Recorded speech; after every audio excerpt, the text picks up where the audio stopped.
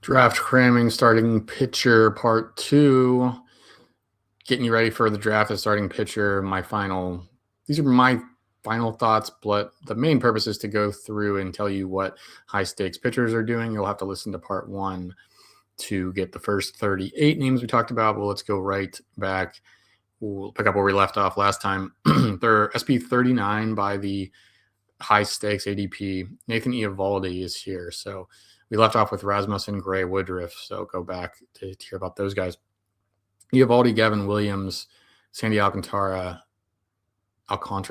Trevor Rogers, Blake Snell, Bubba Chandler, and Shota Amanaga all around $10, $11. So Eovaldi's going for 12, ADP 137. He's the top guy here, but I mean, a healthy spring so far, but finished with the injuries. Like, that's really my story with Eovaldi. Don't really know if he's, I mean, the ratios have been great. I've never really been able to figure out how he's been so good, right? Eovaldi last year, a 26% K rate, which is fine, 4% walk rate. So 22% K minus walk, but a 1.73 ERA. That seems like totally fake and lucky. The ERAs before last year with Eovaldi were 3.87, 3.63, 3.8. So I don't know. Did he just get better as a whatever how old he is, 35, 36? Like, and then with the injuries that ended his season early last year, I can't take him. I'll take no Nathan Eovaldi. Gavin Williams is in the top 40 starting pitchers. A little bit surprising, but the history of walk rates has been terrible for him. His K minus walk ratios, not ratios, I guess, K minus walk for Gavin Williams in the major leagues in 3 years, 13%, 14%, and 13%. Does any of this look like a top 40 pitcher, top 50 pitcher? 306 ERA last year does, but a 1.27 whip, a 12% walk rate. He added the sinker in the middle of the year, and that helped, but is that the magic thing to add? I don't know. This is like cost is kind of crazy to me for Williams. I'm off of that too. This is a pretty ugly group of pitchers here. You kind of get this dead zone. So I would try to get 3 of the top 40 for sure in your drafts, because it gets pretty ugly around this point. And there's a lot of late guys to like, but I would not wait super long. Like, you don't have to take a top guy, but get 3 or 4 of the top 40, because as we'll see, not a ton to like. There's some names here, but we'll keep going. So I like Trevor Rogers a lot. Alcantara, take it or leave it. Better for points leagues. No real ceiling. Trevor Rogers, I think, does have a really nice ceiling. He was awesome last year. He's really looking good this spring. Fastball, changeup are elite. I don't know. It's just like he really hasn't shown us this until last year. He had a 1.81 ERA and 109 innings, 0.9 whip, but it was just a 17% K minus walk. So he was pretty lucky. He had a super low home run to fly ball ratio. Trevor Rogers, 0.5 home runs per 9. That's not going to happen again. But everything under the hood kind of checks out. I mean, the fastball is so good, and he's healthy. He's ready for a full year, 109 innings, and he's not a super young guy. So you could see them maybe piling on 60 innings rather than the typical like 30 to 40. Not a 200 inning guy for Rogers, but nobody is anymore, really. If you can get 175, that's basically a full season. And you have to kind of feel that way at least. But mediocre K rate, you could say, 24% last year. So not much of a ceiling, but I like him for the cost. I like him a lot more than Eovaldi, Williams, and Alcantara, and more than Blake Snell, who probably will be coming down in a hurry. They said he's out 4 weeks from today, which means the absolute best case scenario would be he's in the major league rotation. Or did they say 4 to 6 weeks? I would not count on seeing Blake Snell until late April. And then it's probably like 3 innings, ramp up, et cetera, et cetera. So you're probably not looking to really be getting juice out of Blake Snell until late May or June. But I don't know. Like, I still think it's fine if you think you can bridge the gap. Like, he will have June, July, August, September maybe to just dominate. He always has those stretches, right? So maybe you just wait. Maybe you're fine with that and you put him on the IL and stream someone else. If you can even put him on the IL, I guess that's a fair question. If he's ramping up, he's not really hurt. He'll be making rehab outings. Or would it be called rehab? I don't know. I guess that's something to figure out. If you can put him on the IL, that's a lot more advantageous than if you're using a bench spot on him for a month. But I think it's probably the best idea just to, don't take the headache on with Snell. Let someone else do it. Maybe you can try to make a trade for him when he's getting back. that'd be easier said than done. The person that's been waiting won't really want to trade him because they know how good he is probably, but it's fine. If you don't have Blake Snell on your teams this year, I don't think it's going to kill you. Bubba Chandler, really spotty, questionable command, questionable secondaries. I like the upside a lot. His fastball is one of the best in the league, and that gives you a lot to like and a lot of ceiling, but we'll see. He's got to develop a little bit more, and we haven't seen much of him at all in the majors, and even in AAA last year, he couldn't throw strikes, hasn't really been throwing strikes this spring, at least until the last time out. It was 3% walk rate in 31 major league innings last year, mostly out of the bullpen, made a couple starts, but again, like a wide range of outcomes. Shouldn't be surprised if Bubba Chandler really is not a great fantasy pitcher this year. Also, shouldn't be surprised if he looks like an SP1 next year, right? Like if he's being drafted in the top 15 starting pitchers, Bubba Chandler next year, wouldn't be surprised by that either. So it's kind of an upside play. Shota Amanaga, not really a huge upside play. He would really need he'd really need a crazy lucky home run to fly ball rate year to be a fantasy stud, because he gives up so many fly balls, gives up a lot of home runs. So he's at like a 1.6 home run per 9 in his major league career now.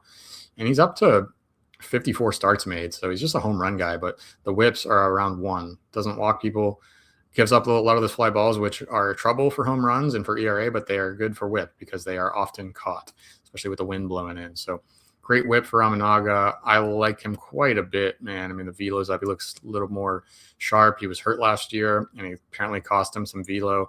Going from 90 to 92 is still not a velo guy, but +2 will only help. So Amanaga in the 13th round, 14th round, like sign me up. So this group of 15 pitchers on your screen, the endorsements from me are Pepio, Mizurowski, Rasmussen in certain league types. Again, Rasmussen's bad for quality starts, bad for K per 9 leagues.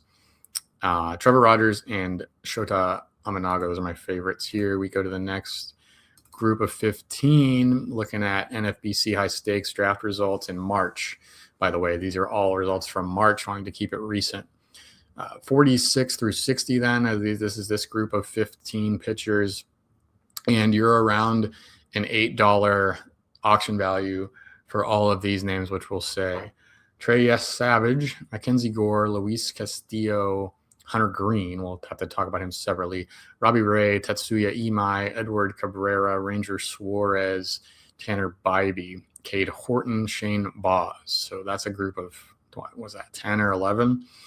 We'll go through. Savage not even making a spring start. So I didn't like him much before, and now they're going to baby him. I do think he throws 140 innings in the majors this year, but it won't be at the beginning of the year. And I just don't know if he's good yet. So it's a no thanks from me on him, although he will get cheaper because he probably won't even make a major league start for the Blue Jays until, I don't know, week 3 or 4, maybe week 2 at best. But you got a little bit of a slow start and you just have questionable actual results in the majors. But yeah, it could go very well. He's got plenty of ceiling. Mackenzie Gore goes from the Nationals to the Rangers. Great move, high upside. So he's actually a $10 auction player. He's way above these guys in the auction values, which makes sense. The ceiling is just awesome. I like it a lot. I think the upside is well worth it, but you cannot say that he's safe, right? He was terrible for half of last year. It's at least a 9% walk rate every year of his career and some home run issues mixed in there. Sometimes it hasn't been a huge issue for him the last 2 years, Gore, but better team, better park, maybe. I don't know. I still don't know what to think about this Rangers ballpark, but more likely than not, it's a pretty good pitcher's park, and it could be a massive season for Gore, so I want to get my hands on him. Luis Castillo, just like a safe, whatever. Like, you want some innings, you want a decent pitcher, not going to have much ceiling. You won't be happy with him every time, but he'll probably give you 170 innings of pretty decent stuff. Hunter Green, obviously out till July. The ADP doesn't fully reflect that yet because there was several drafts before that news came out. Looking pretty bad, loose bodies, but reasonable to think he could be fully an SP1 type ace by August. If you want a guy to just like stash on IL until the fantasy playoffs or something like that, he'll be very cheap. His last 3 ADP is 253, and I think that's just going to get lower and lower. So he could be like a last round IL stash guy for you in leagues where you have extra IL slots. Robbie Ray, he's going for $8. Not for me, I don't think. K rate came down. He's old. The home park in San Francisco helps the home run issues he's had in the past. So if you look at Robbie Ray's last 4 seasons, home run per 9, it's 1.5 in 2021, 1.5 in 2022. That was with the Blue Jays and Mariners, I think. 2023, he misses because of Tommy John, comes back in late 2024, only makes 30 innings, but 1.8 home run per nine. Then the Giants get him 32 starts, 182 innings. So talk about a buildup. Goes from 0 innings to 182.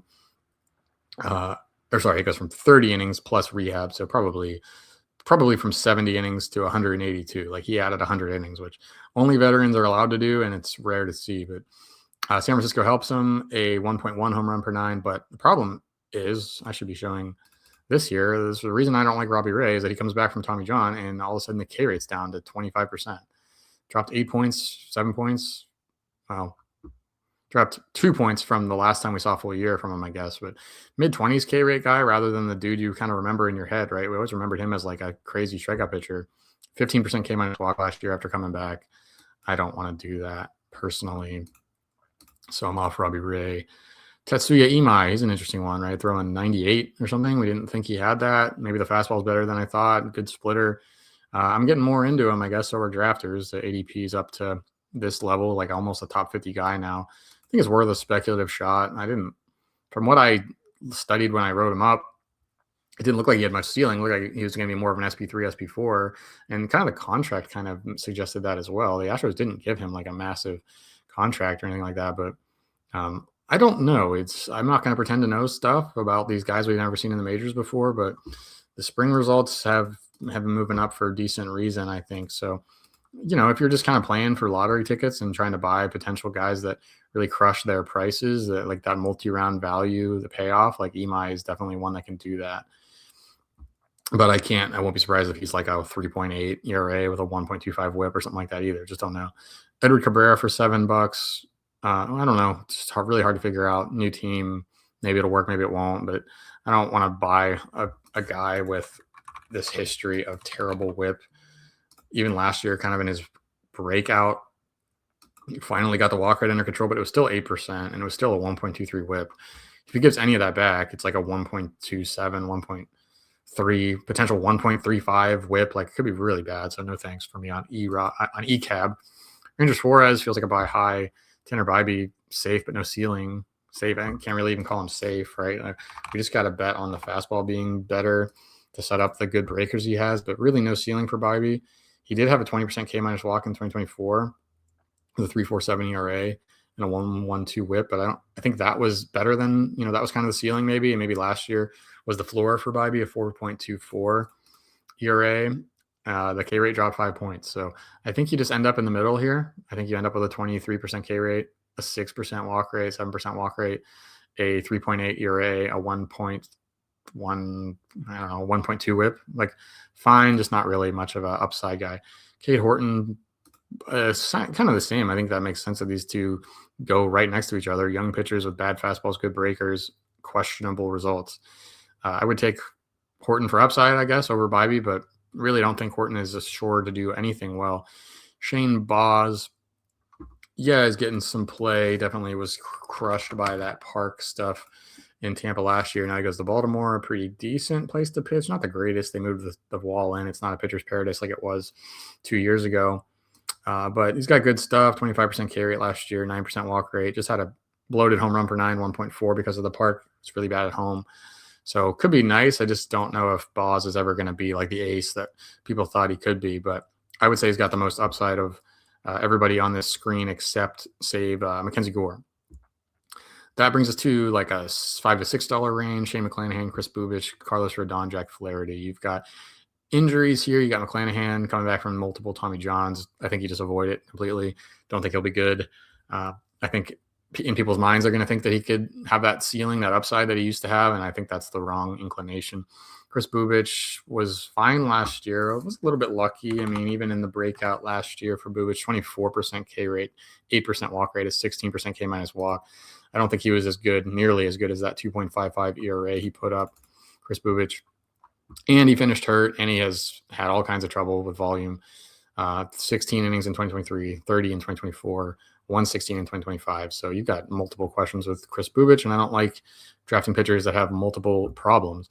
Carlos Rodon, currently hurt, old. Can he come back from the shoulder? It was like a shoulder operation. Questionable there, but ADP 60, ADP 201, like he pitched like a pretty close to a fantasy ace last year. So if he's the same guy and you get him back in May, he'll probably have a really nice 5 months for you, but not without risk. Certainly some risk of he's just not good anymore. And maybe that was the, shoulder operation at age 32. He's 33 now. Will that prove to kind of just be the end for him? Possible, but upside there. Jack Flaherty, not a ton of upside, but he's just mispriced, I think. Jack Flaherty here last year on Detroit, who he's back with now on another 1-year contract. 28% K rate, nice. 9% walk rate, you'll take it. 19% K minus walk. 3.67 Sierra, a whole run below the 4.64 ERA. So you have that. Typically, drafters will be sharp enough to not misrank these guys that were a run better in Sierra than in ERA. But with Jack Flaherty, everybody's just so sick of him. Like, everybody hates Jack Flaherty. So take the value. So on your screen is 15 pitchers we just all talked about. My favorites: Gore, Imai, I guess we'll throw them in there just for the upside, Boz, and Flaherty. But we're in this portion of the draft where I don't like most of these guys. So really, really focusing on getting Gore, taking some shots on Imai, and trying to get Flaherty. If you just want the safety and the value, like, I can't find too many better values than Jack Flaherty this year, although it's not exciting, and you'll probably hate him for half his starts or something like that. But not a great pitch for him, but I like him. Draft him. Next 15, this takes us from ADP 61, ADP rank, SP 61, down to ADP rank pitcher 75. So if you're in a 10-team league where you got 6-7 starters per team, you're kind of at the end of the draft here. Most leagues aren't that shallow, but throw that out. We got 3 more like $5, $6 pitchers: Nola, Musgrove, Boyd. Veterans, they can hang. They're major league pitchers. They're never going to be elite. They're never going to win Cy Youngs. They're never going to be like guys setting the world on fire in fantasy. But Nola, I don't know, looks sharp this year. Had that awesome WBC start against Mexico, which was pretty close to a major league lineup. It's a little bit of a buy low on him. I mean, he can throw you 170 innings and do fine. I don't think there's any real ceiling anymore with him. I'd prefer to go for more upside at this point in the draft, but I can't argue with anybody taking Nola or Musgrove or Boyd. Kind of the same story with all these guys. Like, you're not going to be like in love with it, but you could definitely be starting them confidently all year. And overall, you kind of take the result, but not upside in any case. I guess Musgrove probably has the best upside. Maybe he's just fully back from Tommy John. That was a year and a half ago now. So, but I'm not in love with any of these guys. Andrew Abbott then kicks off we kind of get under the $5 mark now in auction. Abbott, Gallen, Weathers, Leiter. These are $4 to $6 players so far in the NFBC auction. Abbott, I don't know, man. Your guess is as good as mine. He's been beating his his Sierra rather. Let me put the stats up for Andrew Abbott. I mean, the most interesting man in the world. I would watch his starts if I wasn't blacked out from Cincinnati for no freaking reason. I don't live anywhere near Cincinnati, but I cannot watch the Reds. I live in northern Indiana, and I can't watch Cincinnati TV market. But weird guy, right? 2.87 ERA last year, but a 4.2 Sierra. 3.72 ERA in 2024 with a 4.78 Sierra. The K minus walk is bad. It's been 11% and 15% the last 2 years. Better last year. Did get the K rate up to 22% last year. 1.0 home runs per 9. Just doesn't make a lot of sense. This number right here, 1.0 home run per 9 for a fly ball pitcher in Cincinnati, doesn't make a lot of sense. So I think you come back up to 1.4, 1.5. That ERA comes back up above 3.5. But the volume's been there. He's won 10 games. He's won 10 games in each of the last 2 years. And 166 innings. So can he go 180 innings with 1 strikeout per 9, get 170, 180 strikeouts? Sure. Maybe he's just a magician. I don't know, but I probably wouldn't take him. When in doubt, embrace the K minus walk, and that doesn't say good things about him. Zach Gallen, not going to really help you too much, but he could be 190 innings with a 3.7 ERA and a 1.25 whip with a little bit more than a K per 9 maybe. Like, fine, not exciting, not going to pay off super great. Could be pretty bad. I just overall, like, some leagues you just need the veteran guys that will stick, and they'll throw decent innings. And in that case, it's a buy low for Gallen because his Sierra was 4.24 last year, 0.6 runs lower than his ERA at 4.83. He was a killer last year. 192 innings with a 4.83 ERA. He murdered you. K rate dropped to a career low 22%. Walk rate has not been elite in the last 2 years, 9%, 8% for Gallen. So a 13% K minus walk, but lots of bounce back potential. It's just like bounce back to what, right? Bounce back to like a mediocre starting pitcher for fantasy. Do not take him if you're looking for upside, which I kind of do think you should be around this time of the draft.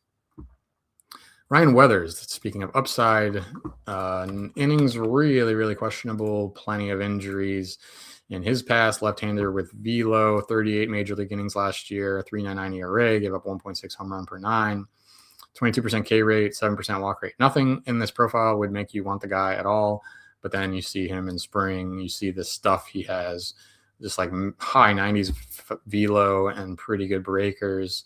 Having an awesome spring. He's on the Yankees now. That helps. Not great for the park situation, but could win games at a better pace, right? We look at his spring. I don't like to do it, but it just gives you an idea of the kind of upside he does have if he does stay healthy, and if the Yankees maybe make a little bit of a tweak. He's got a 30% K rate this spring, 7% walk rate, 14.3% swing strike rate, 35% ball rate, 98 mile an hour four seamers and a sweeper that works, and a changeup, a really good changeup as well. So sky's the limit for Weathers, but there's plenty of downside as well with the health and with some of the inconsistencies we've seen in the past. But that's kind of, at ADP 230, it's a lot less appealing. That's been coming down a ton since he kind of made some Yankees starts in the spring. But if you're around the last round, 26th, 27th round, if you can get him there, it's kind of all profit. It could be very good. And I like Weathers, but I can't say that he's safe by any means. But there's not a lot of safety here. Jack Leiter and Garrett Cole are next for $5 and $4. Sorry, no, they're both around $4. So we have like a $4 tier here. Leiter, Cole, Shane Smith, Kodai Senga, Braxton Ashcraft, Mike Burrows. Lots of the trendy breakout picks. 3 of my breakout picks here: Smith, Ashcraft, Burrows. Really like them. Just don't see anybody here but like pitching like a total stud fantasy pitcher. It's all just like these guys can really beat these prices, I think, but not a ton of upside. I guess maybe Ashcraft has some upside with the high velo, but there's fair questions about him. There's not going to be anybody who checks nearly all the boxes at this point. We're outside of the top 250 picks in most cases. Leiter, people like him for the stuff. He's kind of one of those stuff plus dudes that people overvalue because he throws hard and has good shape on the pitches or whatever. But at the end of the day, it's a K- walk of 13% last year. It was a 10% walk rate for Jack Leiter. And that was up a lot. He raised the strikeout rate last year, but only 23% Leiter. 10% walk rate still. That held steady, kind of a fly ball guy. It's good park, I guess, but what if the park stuff goes away? Like, what if Texas isn't a good pitcher's park this year? Maybe something changes back to what it used to be. I don't see it. I just don't like drafting high walk rate guys. Does Weathers have a high walk rate? Maybe am I just like contradicting myself all the time? No, he was a 7%. So if you got a double-digit walk rate, I'm probably not drafting you. Garrett Cole, let's see. I've been meaning to give him a look. He's not going to be ready. He hasn't even pitched in a real spring game yet, so we don't have data on that. But like Tim said, he was looking really sharp this spring. I don't know what that's about, if it was backfield or scrimmage game or something like that. But he's not going to be ready. We probably won't get him till May. And I'm off of Garrett Cole for this reason. Like, the name value keeps him expensive. Not expensive. He's not expensive, but the name value boosts him up, right? If this were somebody not named Garrett Cole, I don't think the price would be quite this high. But the point I want to make is that his K rates in the 4 years before the injury, 33%, 32%, 27%, 25%. So do you want Garrett Cole as a 25% K rate pitcher? Like, I don't know. No, you don't.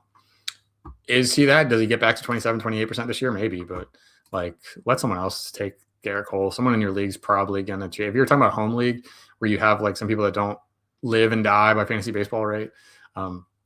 It's funny. Like, you have, in my home league, you have me who looks at this stuff for hours a day. And then you have a guy who looks at it the day before the draft to try to figure it out, right? Like, that guy will probably get Garrett Cole way too high, and just, you can let them do that. Shane Smith, I like him. He was one of the first, like, I feel like I led this Shane Smith hype machine, and his price has come up, and I would like to take some credit for that. But if he has a terrible season, then I don't want credit for that. But yeah, it wasn't great last year. 14% K- walk, 24% K rate, 9% walk rate. Doesn't make you really like him. 4.2 Sierra, which was actually way worse than his ERA at 3.81. But you look at the pitches. I mean, his fastball dominated. His changeup's really good. And this was all from a Rule 5 guy that got thrown into the major leagues before he really ever planned on it. He hung around for 146 innings, and now he's the White Sox SP1 on opening day. Now, he's probably one of the worst opening day starters going, right? That's fair to say. But I think there's, I thought he was way cheaper than this. I'm surprised he's near the top 250 now, but I think he can get some really good starts out of Smith, and the stuff seems to be the fastball changeup thing seems to be like he could really crush this price, but could go pretty poorly as well. Hard to know, but I like Shane Smith.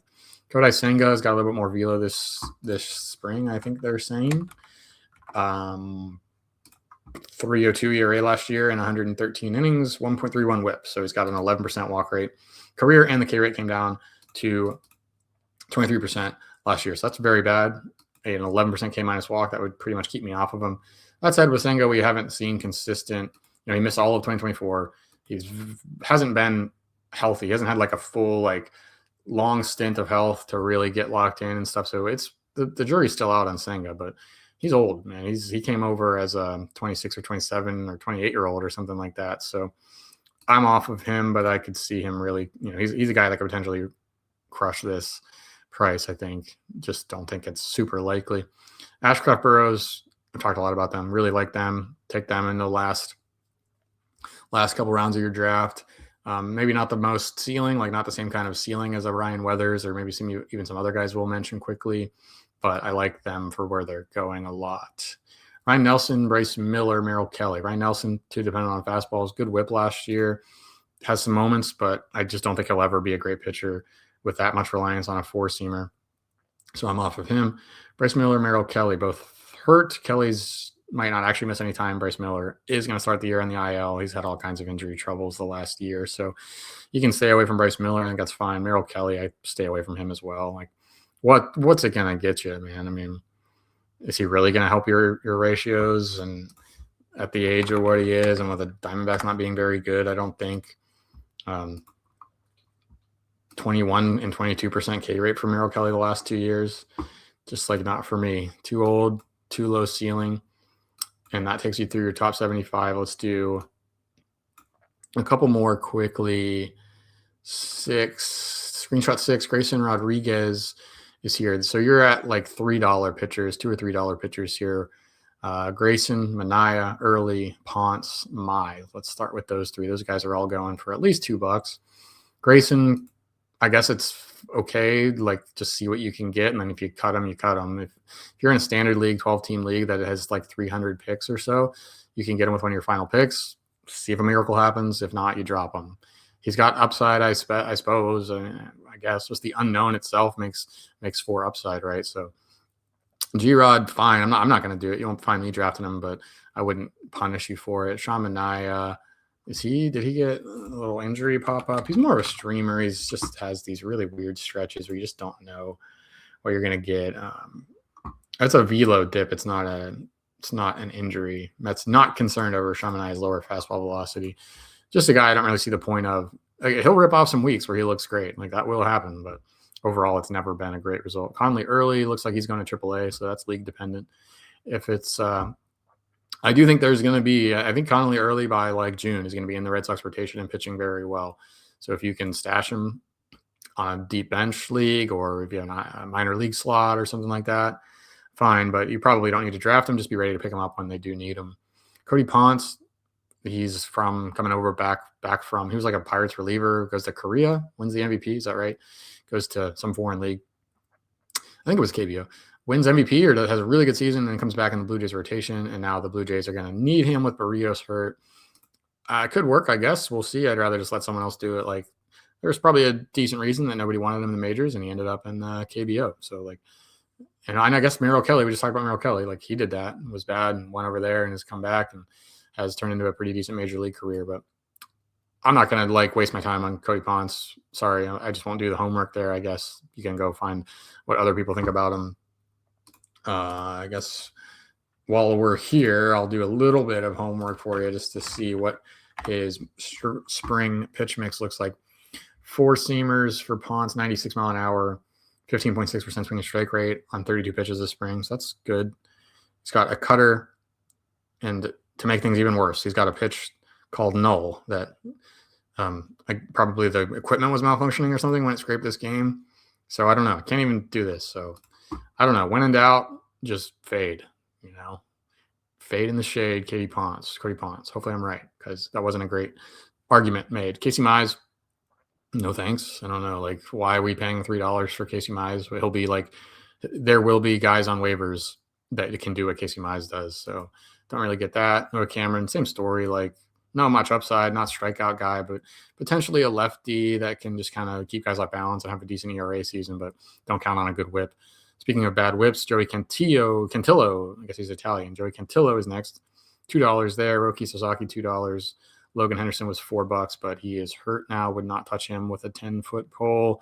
Elbow soreness. Andrew Painter, again, off of him. Don't think his fastball. I just think he's bad now. I think the Tommy John just kind of ended it for him. But we'll see. Shane Bieber also hurt. Zebby Matthews, I don't know. Might not even make a rotation. Probably will, but home run issue, bad team, bad ERAs. Upside, yes. Safety, no. Don't know. I like Zebby's my guy, but he's never helped us. So I think it's fine. He's probably one of my favorites of this group. But let's keep talking through it quickly. Bailey Ober. Vila's not there this spring. Bad sign. Would probably stay away. Parker Messick, will he make the rotation? He's like a Noah Cameron type if he does make the rotation. So you have a little bit of a question there. Like, I did just take him in a DC. I think the deception, the lack of hard contact for his whole career keeps his ERA pretty low. Probably be a pretty good real life results pitcher. Whip, questionable. K, questionable. Well, I don't even think the Ks are questionable. I think the Ks are definitely mediocre. Will Warren, no thanks. Probably not long for the Yankees rotation. Can't get lefties out. Really can't get lefties out. The thing to know about Will Warren is that if you're playing DFS, you play the lefty batters against him, especially in Yankee Stadium. It is just an absolute bomb fest. So this 15 on the screen, guys I like. Conley early, if you can get in the rotation, like him a lot. Noah Cameron, just for safety, for points leagues, for those guys you just want to do, that's fine. Not a lot of upside in this group. I like Zebby Matthews, I guess. I don't like any of these guys, but my dudes here on the screen are Early, Cameron, Matthews, Messick. Let's go to the next 15. We'll roll past 90. We're going to get into the hundreds here, and there are some names I actually like a little bit better than some of the guys we talked about. On your screen, these are all $1 or $2 pitchers. Chad Patrick, Ronaldo Lopez, Robbie Snelling, Jose Soriano, Reed Detmers, Cade Cavalli, Luis Heel, Brady Singer, Pablo Lopez. That was a mistake. Somebody auto-drafted Lopez on accident. Whoopsie. Not me, but sorry for you who did that. Quinn Priester, he's injured. Jameson Taillon, Max Meyer, Tyler Mahle, Chris Bassett, and Clay Holmes. Chad Patrick, in the rotation, potentially decent. Not much ceiling, but I like him there. I think that's a good price for him. Ronaldo Lopez, low velo this spring. Does it come back? Was that 2024 season a total mirage? Kind of seems like it, but he's got upside to crush ADP 300 for sure. So I think you can take him and see what you get. Robbie Snelling, probably not making the Marlins rotation, but I think he's easily like a top 70 starting pitcher when he does get in there. So you can, if you have the ability to stash, you just don't know how long it'll be. Could be months. I don't know. If he goes to AAA and doesn't dominate right out of the chute, then I don't know. I think most likely you see him in May, and it could be really nice. Jose Soriano, a specialist for your leagues where, points leagues where you just want the volume and the lack of earned runs allowed, but he's not a good whip pitcher. He's not a strikeout guy. And he's just like feast or famine, man. Like, he can go 7 scoreless if those ground balls go at people, or he can get shelled and have terrible outings. And that's what you see. But certain league types, points leagues that really punish home runs allowed, like, he's great for that. So there's a league for Jose Soriano. Reed Detmers, really nobody seems to be excited about him coming back to the rotation. And I guess I usually don't defer to other people, but I've seen so little excitement from the pitch model bros. I usually kind of scoff at that, but for some reason I feel like they're right about Reed Detmers. But at 320, ADP 320, why not take a shot and see what you have? I don't like the pitch model guys. They just get so hung up in that. Like, all they look at is how the pitches move, and then they don't almost don't even look at anything else. But they might be right in this case. 4-seamer this spring for Detmers, 13% swing strike rate. That's good. That's 70 pitches. I don't know. He's got a 20% K rate this spring, 12.5% walk rate. So not great, but I don't know. he was definitely someone I would be willing to just take with the last round pick and see what happens. I think this whole Angels thing is overstated. Everybody's like, the Angels ruin pitchers. They can't develop pitchers. But it's like, maybe they just haven't had any real good ones. Detmer seems like he could be a decent one. So Cade Cavalli, my boy, try to take him everywhere. Again, another guy that a lot of the pitch model dudes don't like, but they're going to eat crow. I almost swore, but I don't want to put the explicit tag on this one. Cade Cavalli, get him. And again, if I'm wrong about him, like it won't kill you because it's ADP 320. You know, he's definitely a last round guy. And that is going to have to do it. I have somebody showing up at my house. So real quick, I like Cavalli. I like Molly here. And that's it. We're going to wrap it up there. There's your top 105, your last second cram for starting pitching. And I will throw a written piece together just to summarize some of this and to kind of finish this up maybe. But hope this helps. And we'll talk to you next time, whatever we're doing. Opening day, 12 days away. So let's get excited.